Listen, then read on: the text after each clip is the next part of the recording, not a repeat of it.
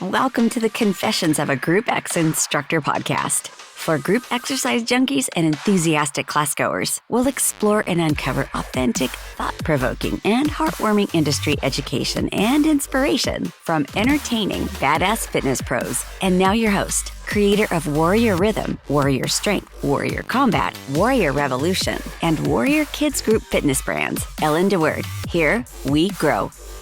Welcome to Confessions of a GroupX Instructor podcast, Nashville Hotel Edition. We just finished our Core Health and Fitness Music City FitCon experience, and it was our last stop of the 2023 calendar year as a Warrior instructor team, and it was pretty darn fun. We presented all 5 of our formats. So no kids. We don't present kids at these things, but we presented our Roots program for the very first time, which is exciting. That's our chair-based program. And then we had Rhythm and Strength and Combat and Revolution. So super fun to be back in Nashville. And I have a short, sweet little podcast for you about how to make a great Group X schedule. That's what I'm going to be talking to you about tonight, but I'm going to do it quickly because I have plans tonight. I'm going to see Frank Sinatra. Well, there's this Frank Sinatra bar and these amazing Frank Sinatra impersonators and singers that come around to the table and all that stuff. So I got to be quick and to the point. And so let's dive in. Well, first of all, if you have the luxury of starting from scratch, I'm going to give my tips. And then some of you might have a schedule that you feel like is already a mess and you don't know how to fix it. And so I'll kind of address it from both angles, starting with like if you happen to have a blank slate and you're just starting from scratch. Also, I have my dog here with me, Fig, Big Fig, Big Fig with the pig. Biggie Smalls, Diva says. So we brought him. He was like actually the highlight of Nashville. He was the superstar of the conference, and he sat in his little travel bag at the front of the stage during all of our sessions. So if you haven't yet gone over to, well, actually, I haven't curated all the content yet. So I don't know at the time you'll be hearing this message based on when I curate the content, but you're going to be seeing some darling content of us presenting sessions with the cutest little whippet in the world on stage with us, and his name's Fig. So, all right, let's dive in. So first, if you are creating a schedule from scratch, the number one, and the order of this matters, the order of these points is important. So the first thing to do is identify or make sure you're aware of the prime times, like where is the club traffic high? When are people using your club? Like one of the clubs I teach at, the Downtown Athletic Club, because it is like downtown, it mostly attracts downtown business folks that work downtown. And so a lot of our club usage happens during the lunch hour, more than I would think in other locations. So if you just are able to access those reports, run those reports, club usage and club traffic patterns is important. And there's high-tech software out there too that tracks patterns. But also, if you just use common sense, people come to the club before work. So that 6 a.m., 5:30 a.m., 6 a.m. is considered prime time for your people that want to work out before they go to work.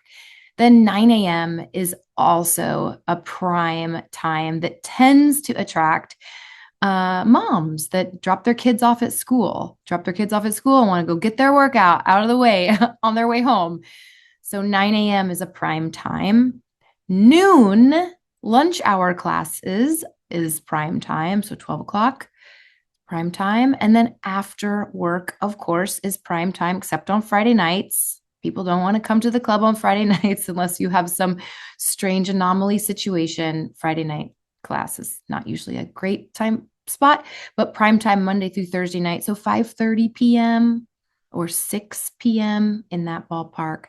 And then, of course, Saturday morning, even Sunday morning, sometimes mind, body, yoga type classes work well. So identifying your prime times is step number one, blocking out when you want to have classes. Then step two, I would make some buckets or categorize the types of formats you're offering. And I'm sure if you've been listening to the show for long, you've heard this before, but in case you haven't heard me say this before, I think it's important to have a mix of some pre-choreographed content, some trademark stuff, some brands that attract people because they know, love, and trust those brands like Zumba or Body Pump or Pound or something that they're familiar with. I think it's important to have some pre-choreographed content and some unique stuff, some that your instructors are creating that's freestyle and really unique. Mix, a nice blend. So then taking those formats and putting them in buckets. So, for example, some buckets I would encourage, and yours can be slightly different than this, and depending on your space. And like, for example, if you don't have bikes in your studio, you wouldn't have a bucket for cycle. But some general categories would be your HIIT, your higher intensity, higher impact type formats. So like a HIIT bucket, dance type formats. And these can bleed into other these can be general buckets. Like in the dance category, you could put Pound, for example, possibly, or Elevate, or a really rhythmic bar class or something like that, where music is a key component.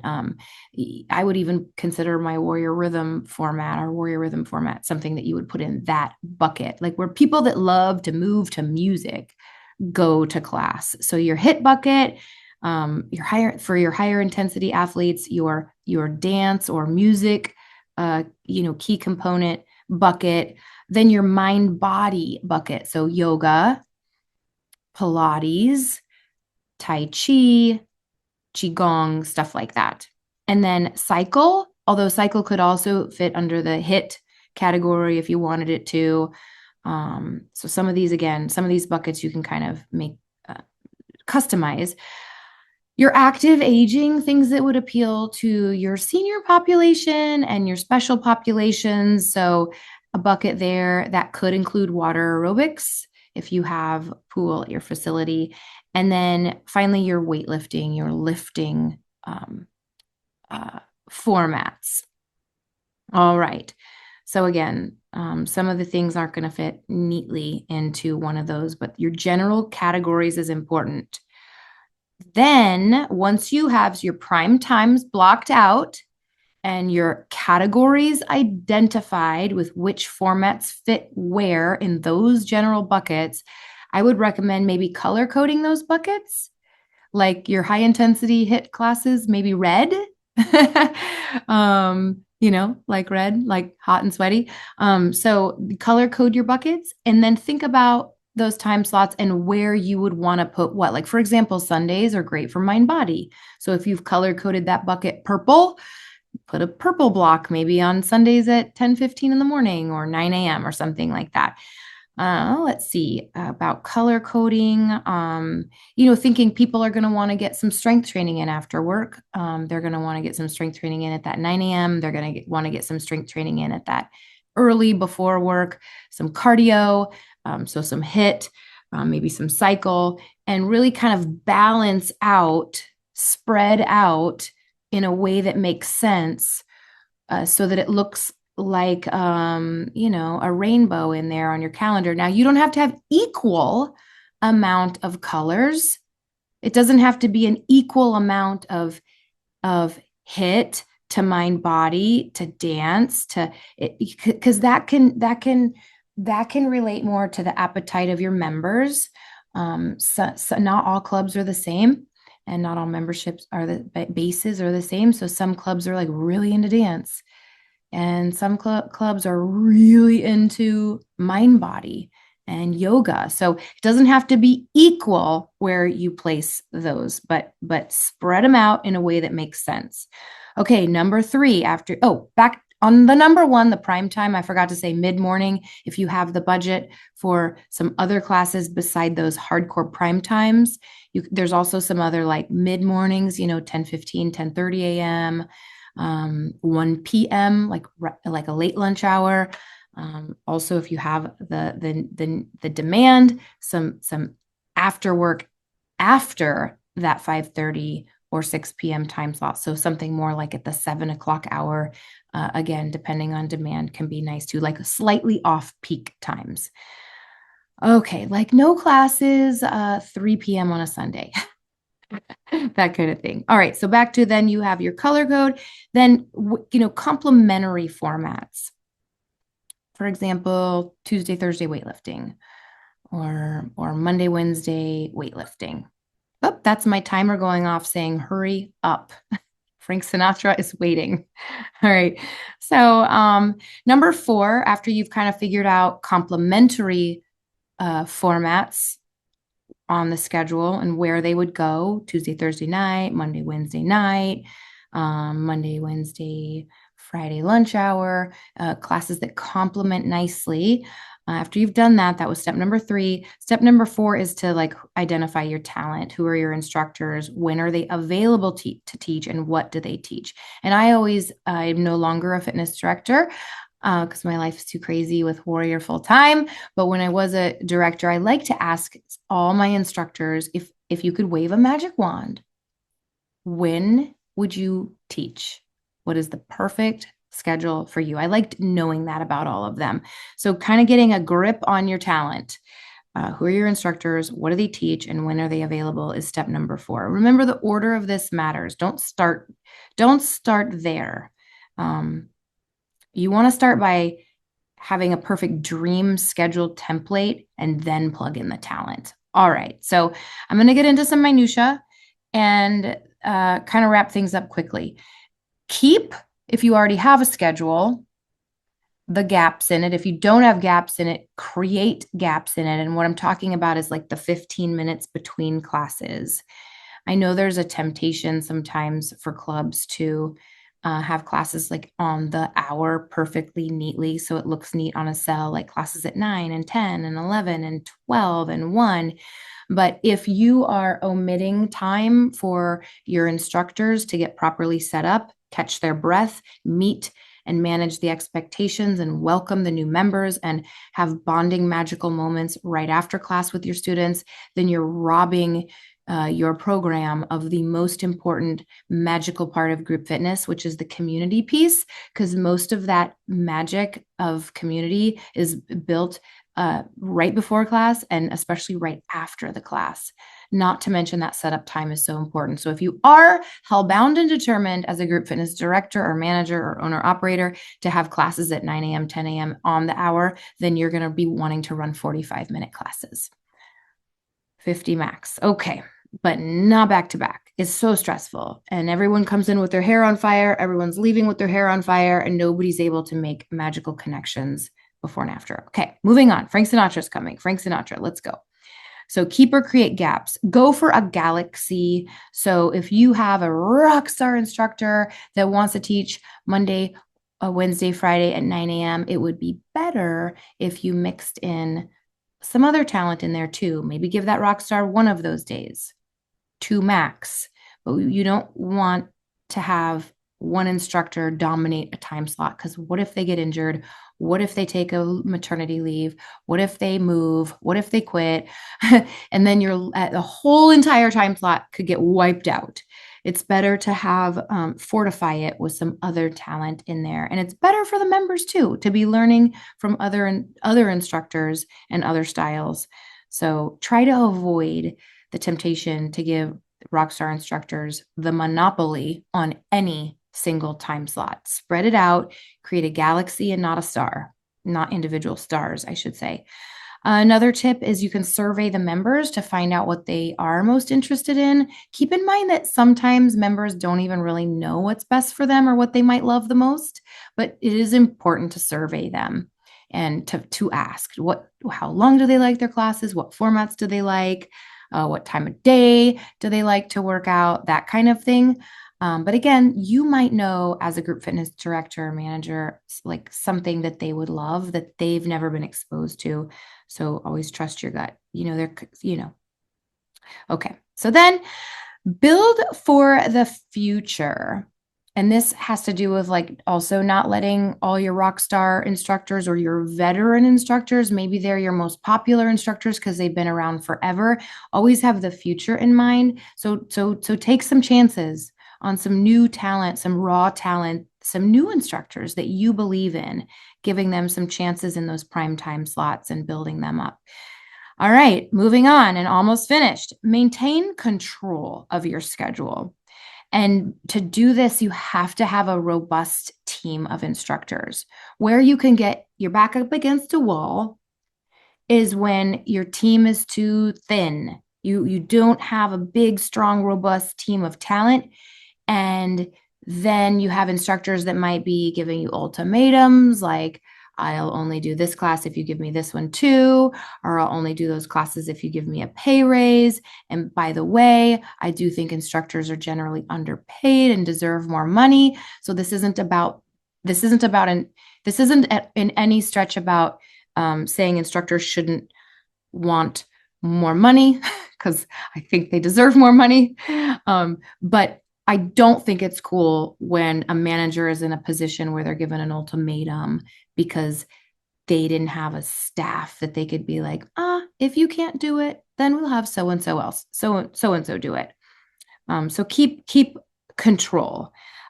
We had a situation where I was actually an amazing instructor, and this is before I was a director. But when I took over, the schedule had weird things happening on the schedule. Like an instructor would be teaching at 10:30 on one day, and the complement to that class a couple days later was at 10:45. How weird is that? One at 10:30 and one at 10:45. That was best for that instructor's schedule, but clearly not best for members. So again, you need to maintain control and not let the instructors end up dictating where they go, how much they get paid, how much, all that stuff. So keep control. You're the boss, but you can't do it if your team gets too thin. All right. And then, if you don't have the luxury of like creating a schedule from scratch and you're listening to this and you're like, oh my gosh, my schedule's a mess. What do I do now? Well, you can't really easily just change it overnight, without upsetting the whole entire apple cart, members and instructors included. So I don't recommend anything drastic. If you're watching on YouTube, sorry about my crazy fingernail. I broke it on the way here. So if you have a messy schedule and you're like, oh, it's unbalanced, and I have stars and not a galaxy, and I have these weird mismatchy time slots, and the formats don't really make sense at where I have them, and all this stuff. What do I do? So you have to be opportunistic about as people leave.